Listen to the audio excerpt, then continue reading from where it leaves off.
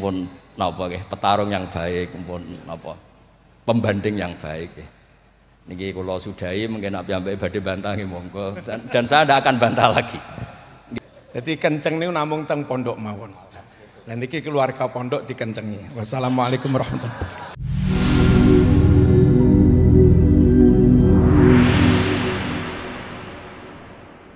Assalamualaikum warahmatullahi wabarakatuh. Bismillahirrahmanirrahim. Nahmaduka ya ghafur ya syakur. Allahumma shalli wa sallim barik ala sayyidina Maulana Muhammadin wa ala alihi wa sahbihi ajmain. Nama ba'du. Teng ngarsa para alim alamah, para kasepuhan, para kiai ingkang sangat kula hormati. Utamanipun Kyai Haji Ahmad Mustofa Bisri sedanten keluarga, wonten Gus Yahya, Gus Menteri sedanten, wonten Kyai sepuh, wonten iki wonten penantang kula fikih Kyai Marzuki. Mboten nantang. Iki Malang mboten niku. Dados kapan-kapan struktural pengurus NU niku piyambake Suriah mawon ampun tanfidiyah. Nggih kula memang dari awal kepengin takdim teng Mbah Mus, kula mboten biasa pidato lami kados Kyai Marzuki. Kula 20 menit. Ngeten nggih. Jadi fikih kita niku fikih Syafi'i. Imam Syafi'i itu ngaos kalian Imam Malik.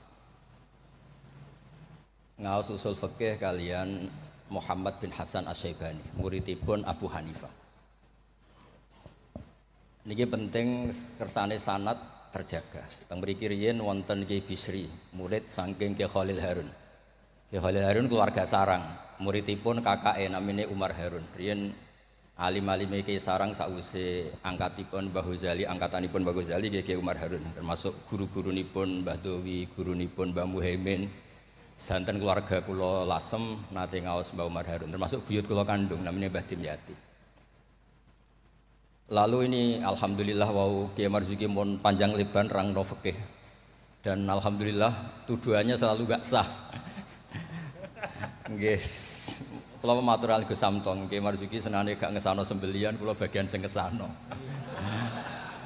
Karena kalau ndak ada khilaf itu kasihan umat. Kalau umat ini tidak ada khilaf itu jadi repot. Sebab itu teng pondok-pondok diajarkan kitab namine Mizan Kubro, wonten kitab Qalyubi Umairah. Itu logika yang dibangun itu kecuali mut'ah. Kalau mut'ah itu kita sepakat haram semua. Karena kalau kamu tidak mengharamkan malah kemecertok kepingin. Jadi haram mawon lah. Ngeten kalau logika yang di kitab Mahalli. Ini kitab kesukaan keluarga sarang. Di Dualiyah pasti diajarkan kitab Mahalli. Misalnya dzabihah atau masalah salam, masalah sujud. Itu mesti ada kaul awal, kaul tsani, kaul tsalis. Dan itu ada pandangan yang nggak bisa dibantah. Misalnya sujud. Sujud itu ya normalnya ya umur itu an asjuda ala sapati a'zumin. Saya diperintah Nabi ini sujud melibatkan 7 anggota. Al-jabhah wal yaden wal rukbaten wal qadamen. Sudah 7 kan? Tapi Imam Syafi'i itu sempat ngeper. Ngeper itu ya mulai ragu. Wayah tamilu kata beliau, ikhtimal juga yang syarat pokok itu jabhah. Karena Nabi pernah berdoa itu sajadalaka wajhi, bukan sajadalaka wajhi wa yadi wa rukbati wa qadami. Tapi saya sepakat sama Kyai Marzuki, nek sampean kemen sah mujma'alah anut Kyai Marzuki.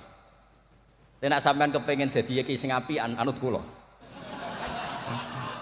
Terus kula baleni nek kepengin mesti sah niku anut Kyai Marzuki. Nek aku dadi Kyai apian anut kula. Kyai apian kuwi model dongane Allahumma illam akun ahlan an ablugha rahmataka fa rahmatuka ahlun an tablughun. Karena kalau fikih ini tidak dikhilafkan, apalagi kalau kita ngaji Sawi, tafsir Sawi, itu Jalalain dikarang oleh orang Syafi'i tapi disarai oleh orang apa? Al-Maliki. Itu sudut pandangnya luas sekali. Oke, saya ulang lagi, sudut pandangnya luas sekali. Dan kita misalnya semua di sini termasuk Mbah Mus, sanadnya itu sama. Karena indukan di sini itu akhirnya kita ngambil Mbah Hasyim. Mbah Hasyim sejarah yang mudah ditulis niku ngaos kalian Kyai Mahfud Termas. Kiai Mahfud niku riyen ngaos kalian Sohibul Ana Said Abi Bakar Sato. Wau Kiai Fakih Miftah niku keluarga saking Mbah Mas Kumambang niku riyen nggih radi rivale Kiai Hasyim. Terus Kiai Fakih niku penentang Mbah Hasyim dalam bab kentongan. Terus sing Mbah Hasyim nate berpikir harame kentongan, sing Mbah Fakih bilang kentongan niku napa? Halal. Padahal itu Rois Am kalian wakil satu. Nggih akhirnya nggih lucu. Cerita yang beredar sing terkenal riyen keluarga mriki nggih ngaos teng Mbah Dimyati Termas, adik ibu Kiai Mahfud. Niku cerita yang terkenal itu Kiai Hasyim mau rawuh ke Termas semua kentongan disembunyikan termasuk beduk. Mbah Hasyim sempat GR, wah bagus-bagus anut madzhabku. Setelah jagungan sama Kiai Dimyati, adiknya Kiai Mahfud, santri yang lugu itu matur, "Mbah, kentong beduk sudah disimpan. Aman." Ternyata bodon-bodonan tok untuk menghormati napa? Mbah Hasyim. Lalu karena logika yang dibangun itu orang seneng Mbah Fakih Mas Kumambang. Niku senajan to NU lah gitu tetep ngaku kentong. Kiai Fakih itu mboten trimo nak kentong itu disamakan dengan nakusun Nasoro, kentongnya tiang Nasrani. Karena fungsinya niku tiang kebakaran nggih kentongan, tiang banjir nggih napa? Kentongan. Jadi tidak identik untuk manggil orang ke napa? Biak atau ke kanisahnya orang Nasrani. Jadi kunane kuno khilaf itu harus kita jaga. Ya saya ulang lagi, khilaf ini harus kita jaga. Ikhtilaful a'immah napa? Rahmah. Tapi tadi basisnya harus ngaji. Dulu itu ya orang sholat jenazah itu ya normal. Jenazahnya di depan, yang nyolati ya di timurnya berarti kalau di Indonesia. Lalu ya ada saja yang usil, itu syarat sah apa adat? Ya ada ulama yang mungkin ya kados Mbah Marzuki, syarat sah. Terus ditakoki, "Lah nek salat gaib piye? Mayite ning Surabaya salat gaib wong Rembang." Akhirnya mulai ngeper. Yang syarat di depan tuh imam bukan jenazah. Wah, akhirnya ya wong akeh. Wong akeh nggih tiyang kathah terus. Ya nek jenazah ana ning ngarep, nek jenazah ana ning gurilah. Lah itu kan logika fikihnya kacau. Kaconya itu ya itu syarat sah apa syarat adat? Artinya hakadza wajadna salafan wa khalafan. Tawaf di Ka'bah juga gitu. Imam Syafi'i itu bersikukuh kalau tawaf terlalu dekat itu enggak sah. Alasannya di situ ada tonjolan sadarwan, tonjolan pondasi. Jadi kamu tidak mengitari Ka'bah tapi di atas Ka'bah. Tapi kata Imam Malik, kata Imam Hanifah ya ora apa-apa. Ngono iku wis keceluk mubeng kok repot. Jadi memang mulai dulu, saya ulang lagi mulai dulu. Itu lama enggak debat itu enggak bisa. Karena di ranah yang tidak al-usuli, tidak masalah akidah, itu sudut pandang itu luas, midan kalau orang bilang midan. Sebab itu riyen setiap ulama nanti dibully. Wah, habis-habisan. Abu Hanifah nanti liwat tenggene daerah wisata. Kathah penyanyi-penyanyi wedok nyanyekno tiang-tiang suga-suga wong lanang-lanang. Bareng Abu Hanifah rawuh lewat iku menengcep, mohon niat itu menengcep. Abu Hanifah ngendikan ahsantunna. Terus imam yang rival beliau, Ibnu Abi Layla itu rival beliau. Suatu saat ada masalah di pengadilan, Abu Hanifah jadi saksi. Kamu tidak sah jadi saksi. Karena ketika melihat penyanyi-penyanyi kamu bilang ahsantunna, kamu bagus. Kalian semua bagus. Itu tidak sah. Masa kiai kok ngelegalkan apa penyanyi-penyanyi cewek, penyanyi-penyanyi putri. Kata Abu Hanifah, saya bilang gitu itu ketika diam apa ketika nyanyi? Ketika diam. Lah ya maksud saya pas diam itu bukan pas nyanyi. Jadi mulai dulu itu kiai itu dicari celah salahnya. Dan itu seni jadi kiai. Jadi kalau tidak ada orang yang menyalahkan itu mungkin kirang cerdas. Lalu kalau matur Gus Samtong, gue udah khilaf mbek Gus Sulil, soalnya mantu-mantu saingan lah. Saingan ngerebut warisan nopo lah pokoknya saingan. Ya maksudnya warisan kiai kan yo ilmu katanya. Karena kalau nggak saingan itu terus nopo, gak mutu. Bahwa kan kalau matur Gus Sulil, jenengan pun ngorek ikhya terus toh, sekali-kali ngorek fikih. Ngorek ikhya gue enak wayang bagi, nak fikih kan ya jibu alika. Jadi tersangka, baru kayak jadi tersangka itu terus kuat. Kulo nu senengane maca fikih. Karena dengan baca fikih itu orang menjadi terkhitobi oleh Allah Ta'ala. Nek sampean maca tasawuf untuk fasilitas, dosa gede di sepuro. Kowe dosa kaya apa delok raine Pak Marzuki sepuro, ora raine iku tasawuf. Fikih mboten. Oh, fikih niku ekstrem.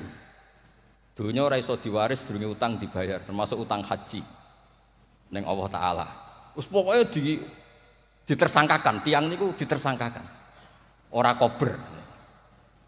Benten nak ngaji tasawuf. Makanya terus kula niku nak sakniki kan tasawuf itu beredar di mana. Kula ora disusah. Iku golek para pangeran, apa golek terapi. Karena kula niku sering Gus kula nyuwun ngaji hikam. Takrib ya takrib. Mboten Gus hikam.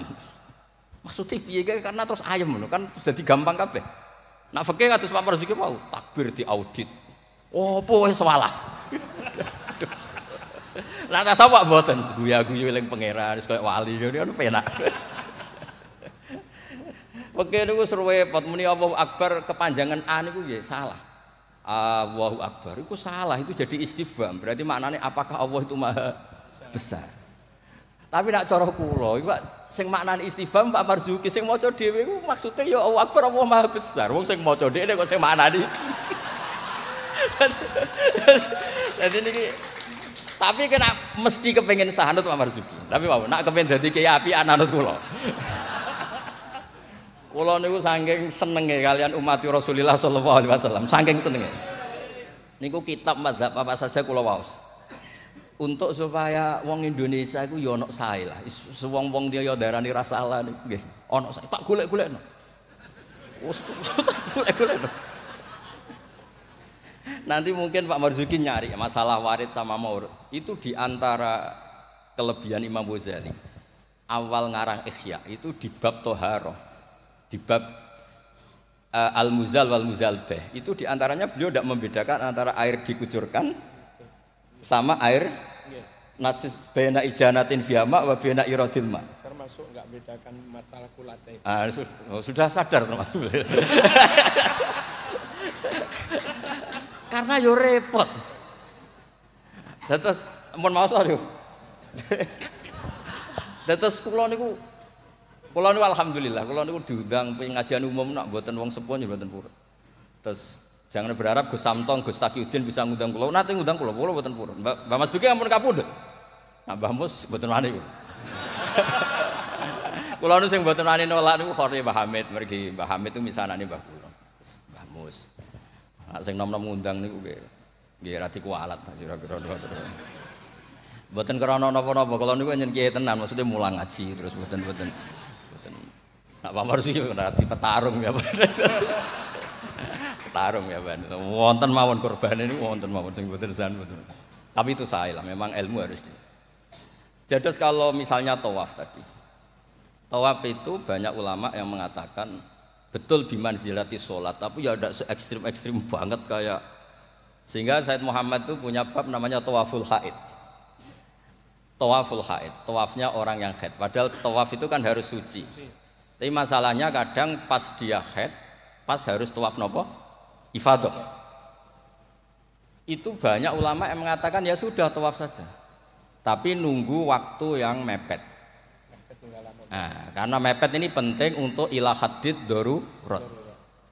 Nah, ternyata beliau juga sudah baca, tapi beliau tadi gak mau cerita. Senengane ku ndelok wong wedok sing kata aurati lho, kok iki iso roh lho. Kula niku nggih wae niki ngaji rilek mawon. Kula pancen kula niku bapak kula niku seksine nggih Mbah Mus, bapak kula niku seneng guyon. Bapak kula pesene hak kena ngaji ku guyon.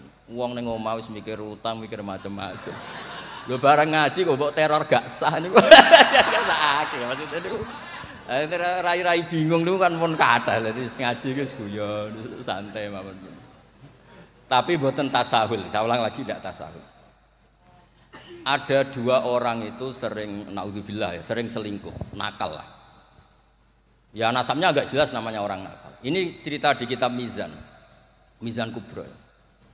Setelah dengar kabar orang itu sampai datang ke Rasulullah. Ya Rasulullah kita berdua ini sudah nikah. Itu Nabi jawabnya itu qad kharaja min sifahin ila nikahin.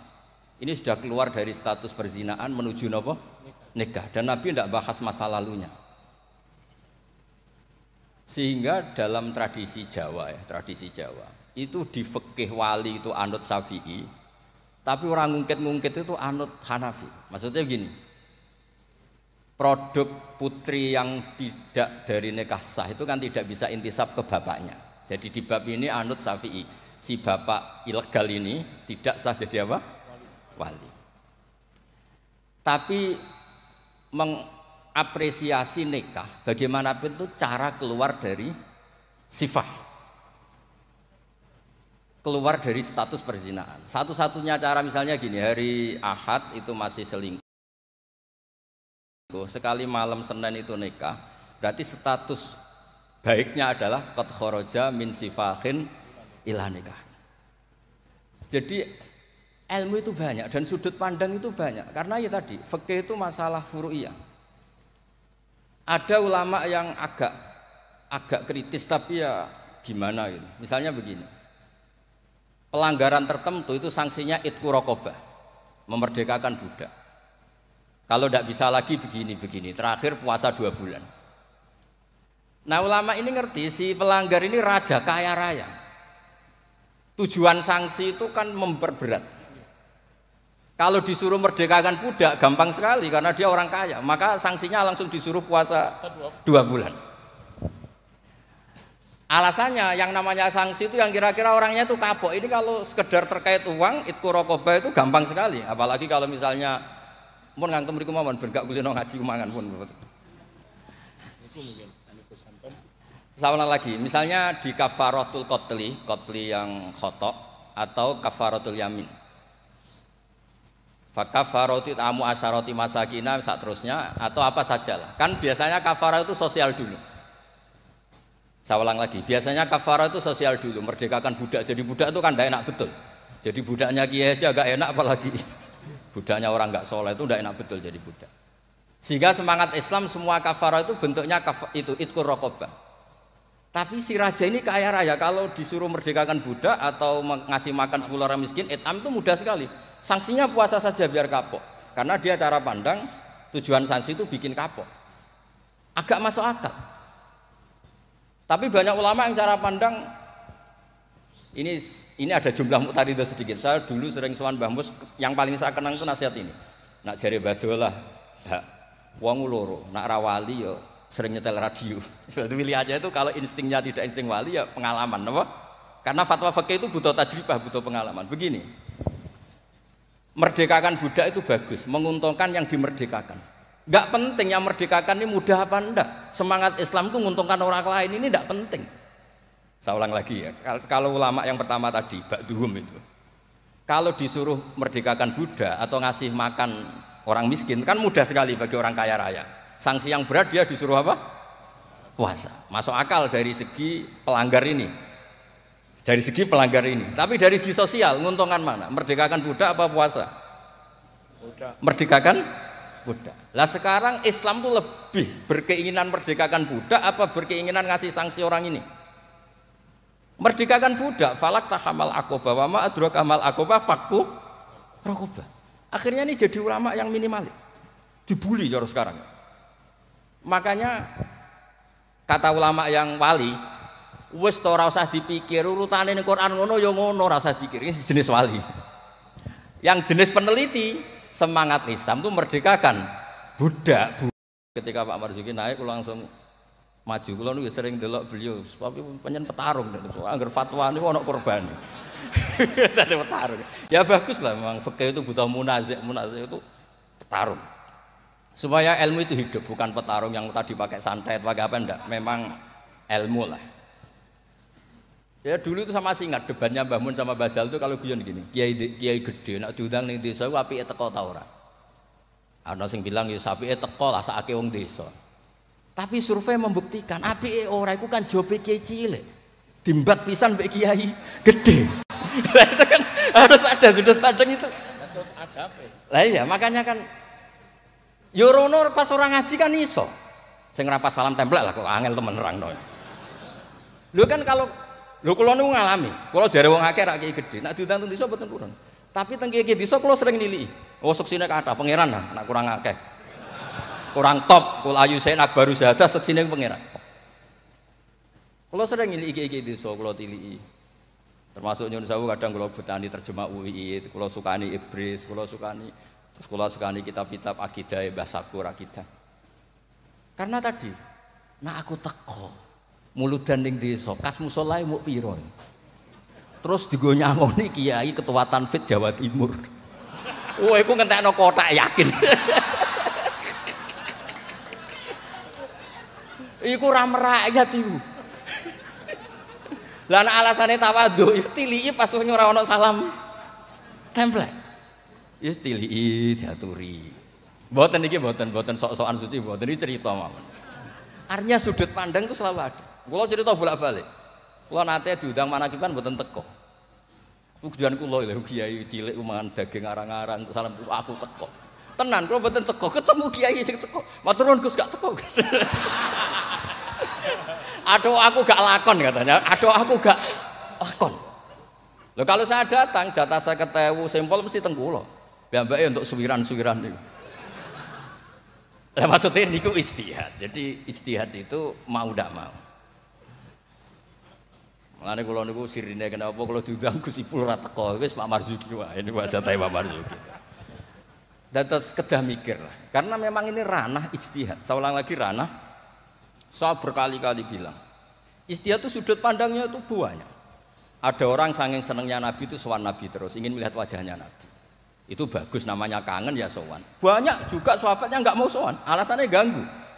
Lho kok seneng Nabi duwe keluarga, gak ada istri, gak ada cucu, amen mbok sowani terus kapan ngurus keluarga nih? Banyak juga.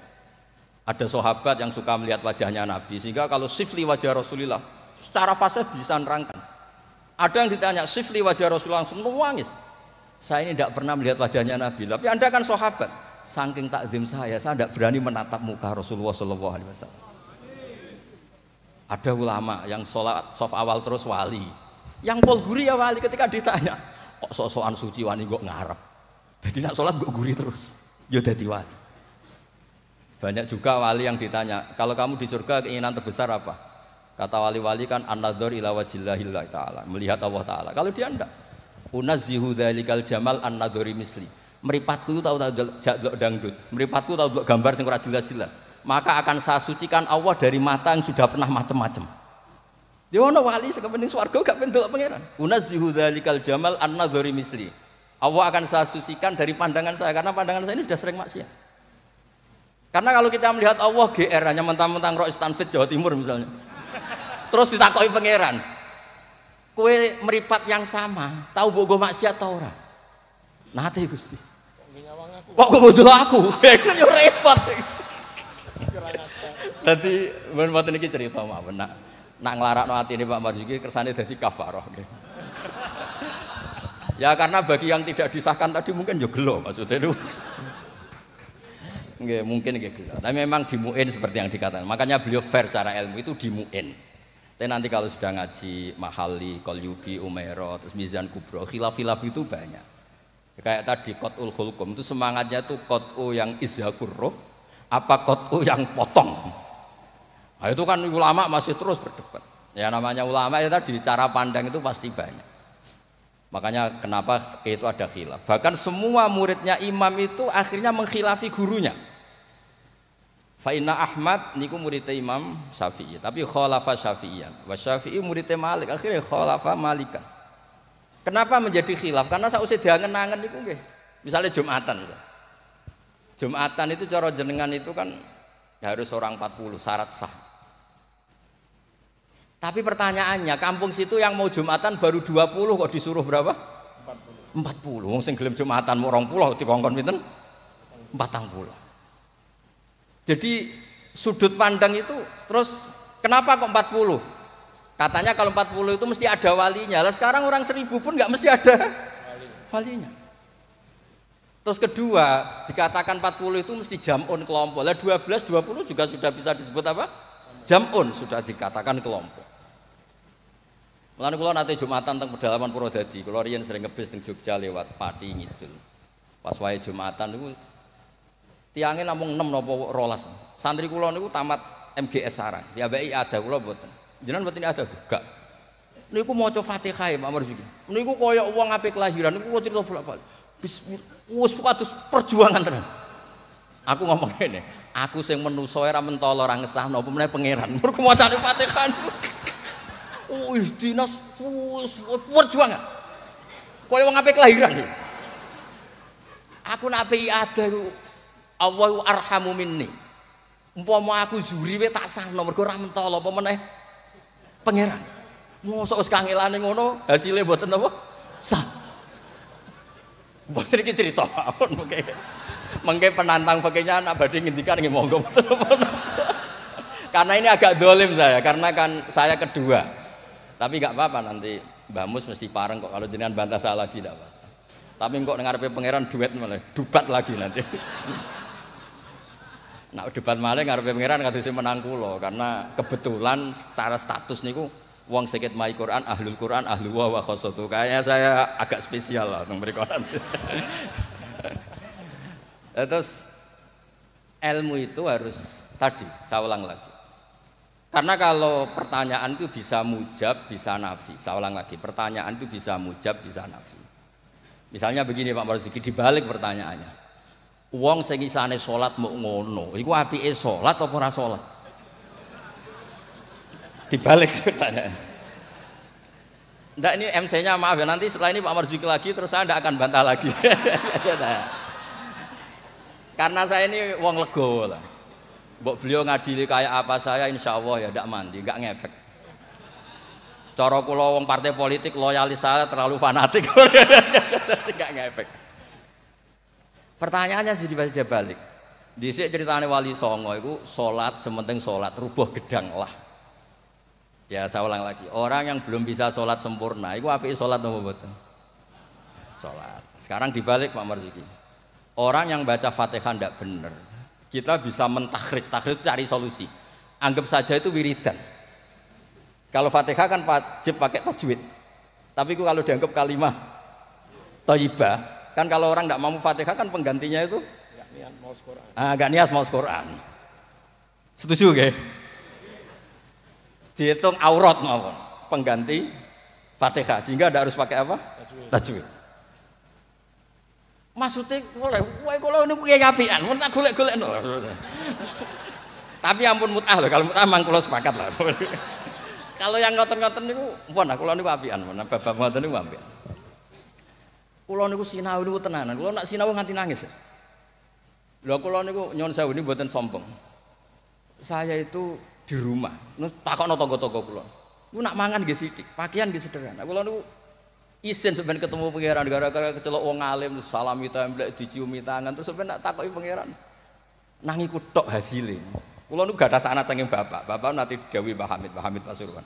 Kan Pak Hamid itu sepupunya mbah saya dari keluarga Lasem.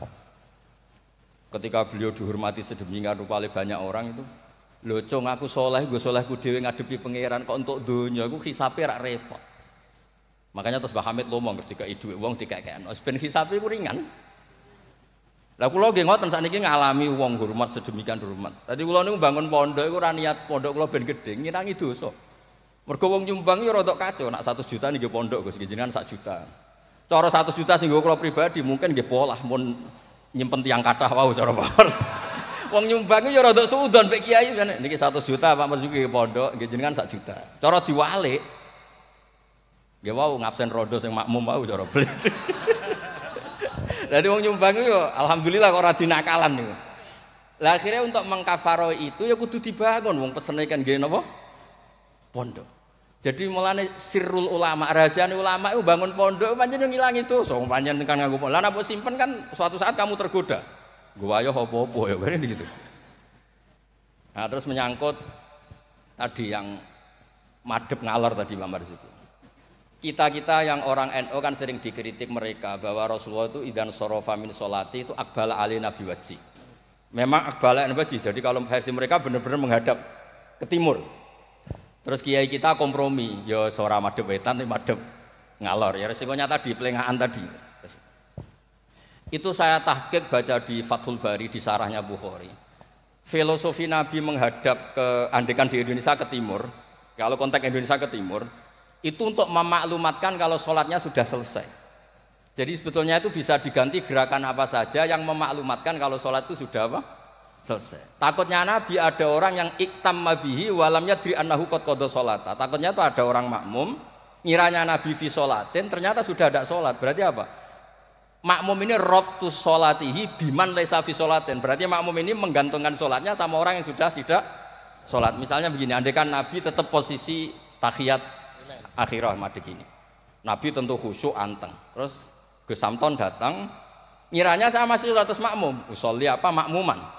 Padahal hakikat saya sudah tidak sholat. Berarti apa? Menggantungkan sholatnya diikatkan sama orang yang sudah tidak.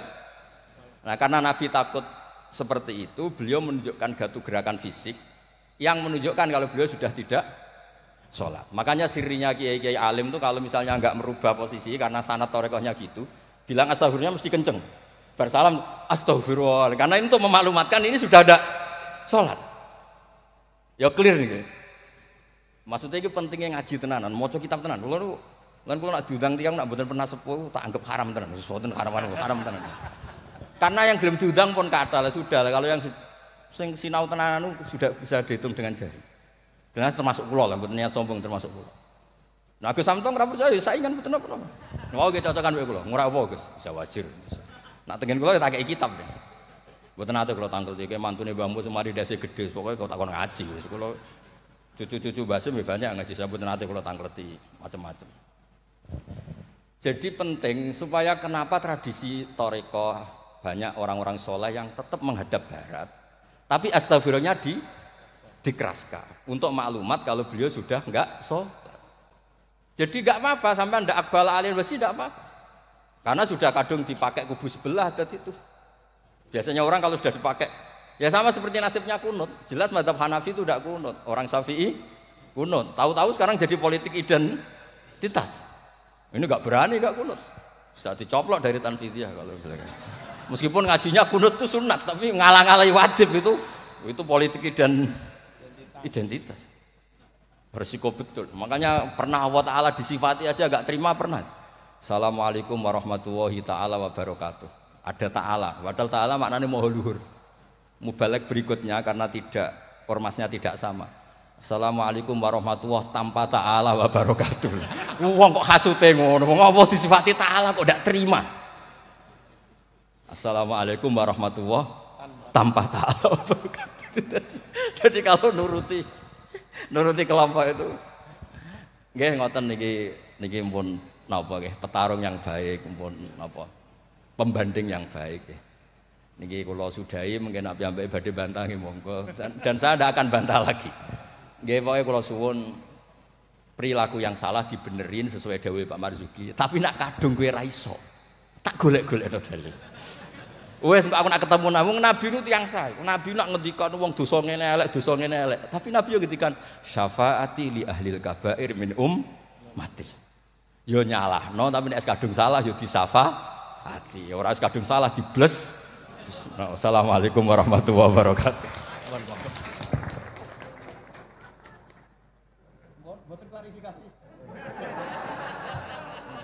Sami kok. Mboten dalem nderek Ki Mas Duki menawi mulang santri kenceng. Menawi teng masyarakat awam. Ya Mas Duki niku menten tiyang tatuan iki kula tatuan salat sah. Kula belajar sholat dereng apal Fatihah, wis maca tasbih sah. Ra apal apa-apa sah. Kula tiyang Jepang isone nyuwun sewu. Napa niku? Inna sholati wa nusuki wa sah. Jadi kenceng niku namung teng pondok mawon. Lah niki keluarga pondok dikencengi. Wassalamualaikum warahmatullahi wabarakatuh.